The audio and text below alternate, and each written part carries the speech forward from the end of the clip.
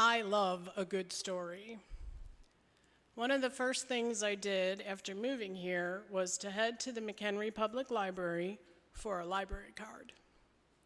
I look forward to browsing through the stacks every couple of weeks and selecting several books to bring home. The anticipation of a good story is as enjoyable for me as opening the book and beginning to read. But stories aren't only found in books. I attended the 2025 Northern Illinois Conference Laity Convocation yesterday. This is an annual gathering of laity and clergy to provide encouragement and support in our life of Christian discipleship. This year's themes was Star Wars, Episode 2025, A Renewed Hope. May the grace of God be with you. Each of the three speakers used stories to emphasize their points on the words hope and grace. Some were from their personal history, some were stories from other sources, and several tied in plots from various Star Wars movies. Each of the talks was enlightening and thought-provoking.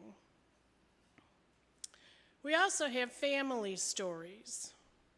I grew up in a family that sat down to dinner at the dining table each night.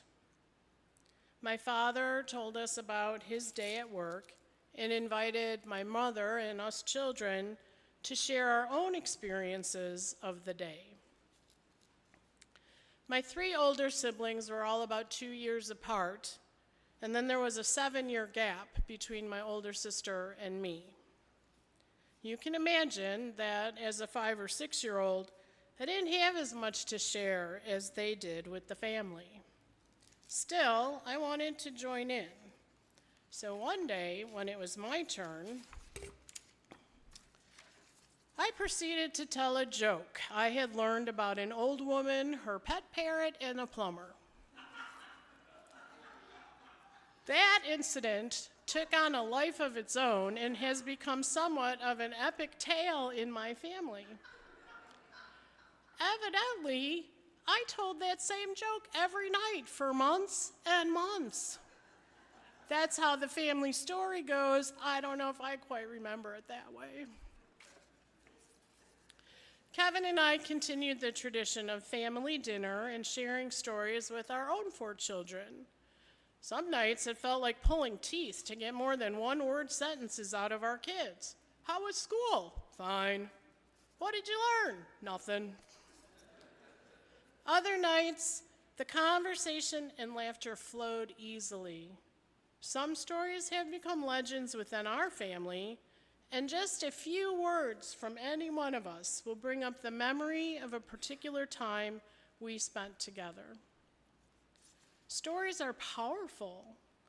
We all use stories in many ways to get to know each other, to make a connection, to make a point, as I mentioned before, and sometimes to teach a lesson. We may repeat a particular story for any one of these reasons.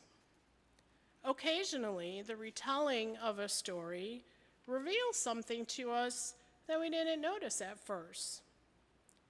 Hearing again what someone said or did in the retelling of a story can cause a light bulb to go on, either about the situation or perhaps the intent of the person who is speaking.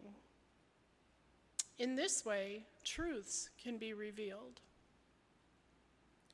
Jesus told stories or parables to his followers of things and situations from their everyday life to help them understand the spiritual world. The disciples were fortunate to have Jesus right there to explain the meaning of these parables to them, but even then, they didn't always get it. I think they had to rehash the events of his life after he died, rose, and ascended to heaven, and retell his stories to each other and to new believers before his meaning became clear. I think we can still find Jesus' parables to be confusing and difficult to understand today. But I think if we're willing to listen to them, study them, and share them with others, we too can have that aha moment where the truth of the kingdom of heaven is revealed to us.